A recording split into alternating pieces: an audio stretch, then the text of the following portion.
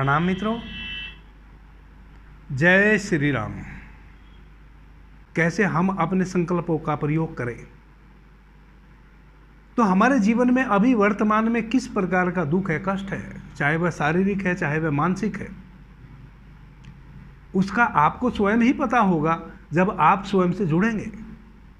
और जिस चीज़ का मित्रों हमें पता चल जाता है, अगर हमें बीमारी का पता चल जाए, इतने बड़े बड़े डॉक्टर, इतने बड़े बड़े वैद्य हकीम, इतने बड़े बड़े हॉस्पिटल सिर्फ डायग्नोसिस के लिए हैं। मित्रों, अगर सही में बीमारी का पता चल जाए कि भीतर बीमारी क्या है, तो औषधि तो केमिस्ट भी दे देगा, फिर डॉक्टर की ज़रूरत कहाँ है? डॉक्टर की ज़रूरत है निदान के लिए। निदान यानी कि क्या बीमारी है और क्यों है। कैसे अपने संकल्प के माध्यम से हम जो व्यर्थ हमने कुछ संकट इनवाइट कर लिए हैं अपने भीतर, उनसे मुक्त हों। जो भीतर जीव आत्मा हैं, माँ के गर्भ में ही जब हमारी आत्मा प्रवेश करती है, तो पूर्व के सारे दुख सुख का अनुभव, पुण्य पाप का अनुभव, वो सारा लेके ही आत्मा जन्मती है। मित्रों, एक भी व्यक्ति साधारण नहीं है, हर प्रत्येक व्यक्ति असाधारण है। धीरे धीरे आपकी असाधारणताओं का आपको पता चलेगा, मैं बताऊंगा। आप जब गहरी श्वास भीतर लेते हैं,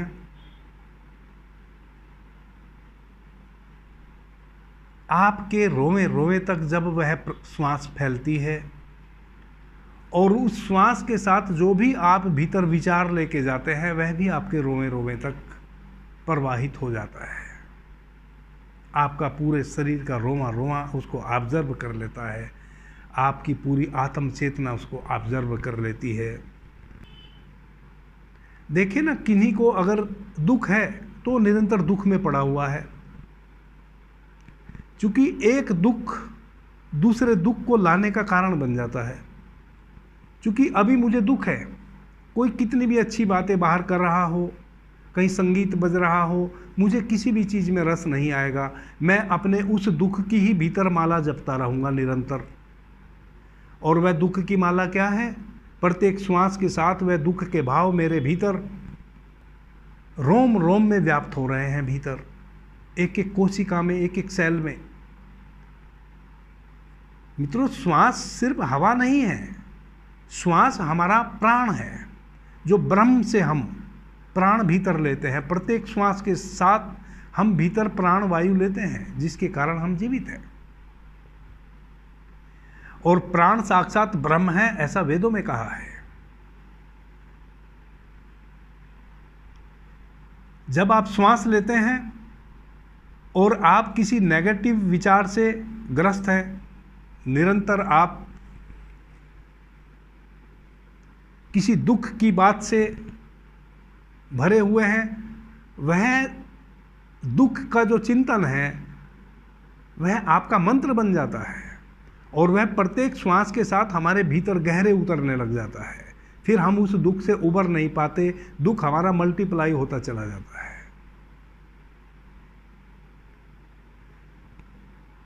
और यह सब जाने अनजाने होता है। प्रत्येक व्यक्ति चाहता तो दुख से मुक्ति ही है, चाहे वह किसी भी प्रकार का दुख है, लेकिन इस विज्ञान का चूंकि पता नहीं है, हम उसको मल्टीप्लाई करते रहते हैं। हम निरंतर प्रत्येक श्वास के साथ उसको भीतर आत्मसात करते रहते हैं, अपने दुख के उस भाव को। इस पे आगे फिर मैं बहुत विस्तार से चर्चा करूंगा। छोटे से सूत्र को आज हम पकड़ लेते हैं। जैसा कि मैंने कल भी चर्चा की थी कि जब हम अपने पैरों को मोड़ लेते हैं, तो हमारे पैरों के जो पंजे हैं उनके माध्यम से सर्वाधिक ऊर्जा बाहर बहती है। मोड़ने के बाद वह ऊर्जा बाहर बहनी बंद हो जाती है। इसलिए कोई बुद्ध, कोई महावीर या जितने भी ध्यानस्थ आप लोगों को देखेंगे, ऋषियों को, मुनियों को, किन्हीं को भी, तो वो किसी न किसी आसन में बैठते हैं। पद्मासन में बैठते हैं, सिद्धासन में बैठते हैं, वज्रासन में बैठते हैं। अगर आप इनमें से किसी आसन में नहीं बैठ पाते हैं तो आप अपनी पालथी मार लें, ऐसे ही बस पैरों को मोड़ लें। पैरों के मुड़ने से आपके पैरों के पंजों के माध्यम से जो एनर्जी बाहर बहती है वह बाहर बहनी बंद हो जाएंगी। एक हाथ पे दूसरे हाथ की हथेली को रख लें, बाएं हाथ पे दाएं हाथ को रख लें। आपकी जो ये अग्रभाग है उंगलियों के, इनसे भी ऊर्जा सर्वाधिक बाहर बहती है। इनको जब आप एक दूसरे हाथ पे रख लेंगे तो एक वर्तुल ऊर्जा का बनेगा, ऊर्जा बाहर नहीं बहेगी। तीसरा, आपकी आंखें सर्वाधिक ऊर्जा बाहर फेंकती हैं, आंखें बंद कर लें। चौथा, अपनी रीढ़ को बिल्कुल सीधा रखें हमेशा। जब भी आप ध्यान की किसी भी विधि से गुजरें तो रीढ़ बिल्कुल सीधी रहे, झुकी ना रहे। आंख बंद करके, पालथी मार के या और किसी आसन में, पद्मासन इत्यादि में बैठ जाएं। आंखें बंद कर लें। 7-8 लंबी गहरी सांस लें और श्वासों के साथ यह संकल्प लें कि मैं 25 मिनट तक आज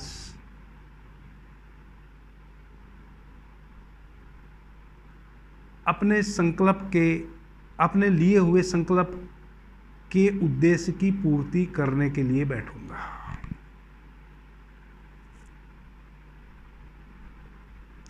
पच्चीस मिनट तक अपने संकल्प के उद्देश्य की पूर्ति के लिए बैठूंगा।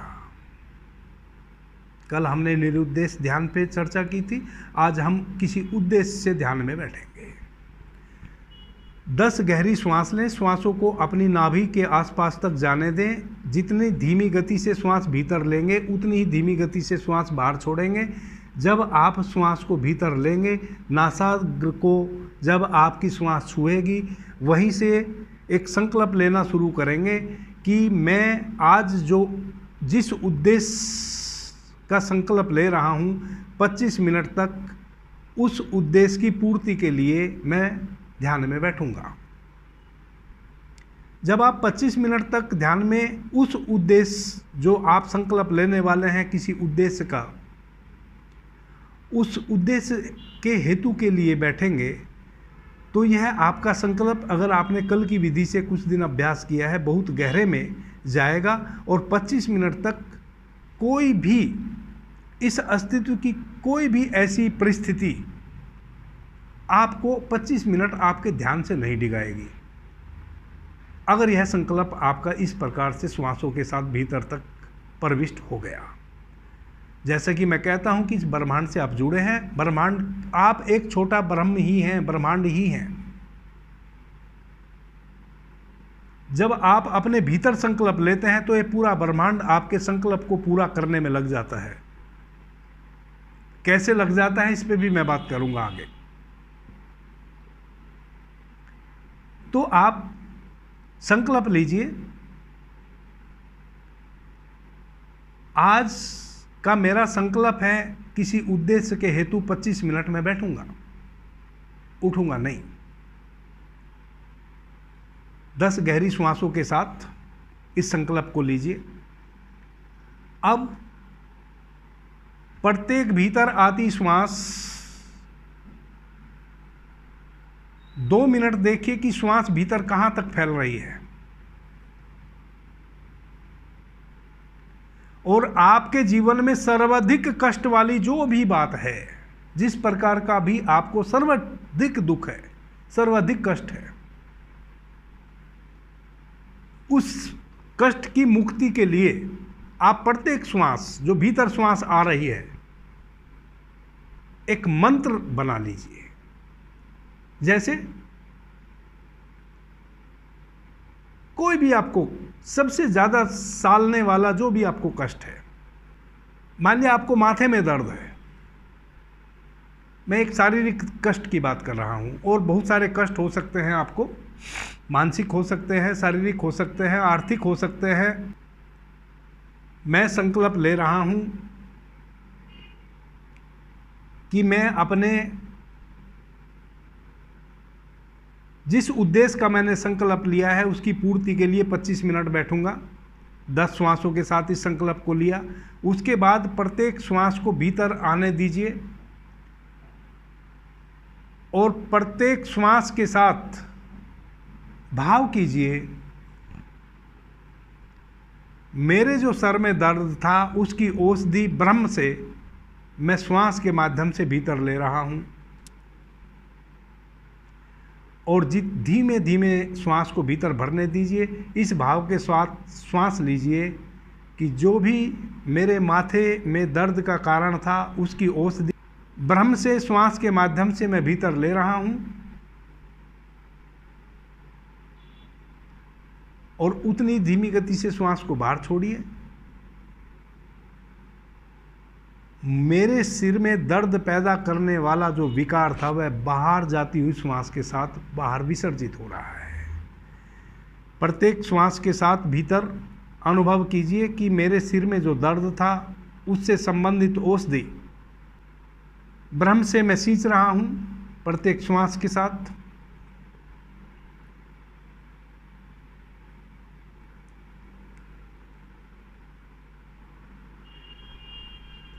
धीमी गति से भीतर श्वास लीजिए। जब श्वास आपके नासाग्र को छुए, एक भाव कीजिए कि मेरे सर के दर्द के पीछे जो कारण है उसको मिटाने से संबंधित औषधि श्वास के माध्यम से ब्रह्म से मैं भीतर ले रहा हूँ। धीमी गति से श्वास लीजिए और जब श्वास बाहर जाने लगे, मेरे माथे का दर्द बिल्कुल विलीन हो रहा है, समाप्त हो रहा है। सारी माथे के दर्द के पीछे की गंदगी बाहर विसर्जित हो रही है श्वास के माध्यम से, यानी कि मेरे माथे का दर्द मेरी श्वास के माध्यम से बाहर जा रहा है। मेरे सिर के दर्द से संबंधित औषधि श्वास के माध्यम से ब्रह्म से मैं भीतर ले रहा हूँ और जाती हुई श्वास के माध्यम से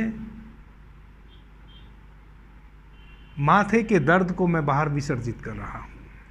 25 मिनट इस भाव से बैठें। ये तो मैंने एक सर के दर्द की बात कही।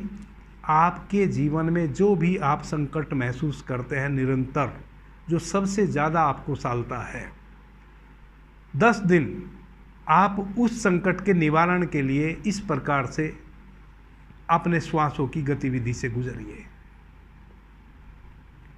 10 दिन बाद फिर दूसरी समस्या, फिर तीसरी समस्या। इस प्रकार से यह ब्रह्मांड हमारी भावनाओं को समझता है, क्योंकि हम इस ब्रह्मांड के हिस्से हैं। यह हमारा छोटा सा शरीर इस ब्रह्मांड का ही हिस्सा है। यह ब्रह्मांड भगवान शिव की बहुत बड़ी पिंडी है और यह हमारा शरीर शिव का बहुत छोटा सा पिंड है।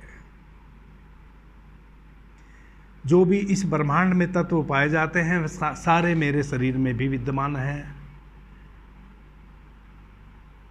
सब मेरे शरीर में विद्यमान है। जितने भी दुख सुख, अच्छे बुरे कर्म का लेखा जोखा मैं अपने साथ लेके पैदा हुआ हूँ। बहुत कारणों से हमें दुख होते हैं, लेकिन जब हम अस्तित्व से ही उन दुखों का निवारण खोजते हैं और अस्तित्व में ही अपने दुखों को विसर्जित कर देते हैं, तो हम दुखों से मुक्त हो जाते हैं। कल मैं और कुछ सूक्ष्म बातों पे चर्चा करूँगा। अभी के लिए इतना ही। आपने मुझे ध्यान से, प्रेम से सुना, उससे मैं बहुत अनुग्रहित हूँ। सभी मित्रों को मेरा प्रणाम, धन्यवाद। जय श्री राम।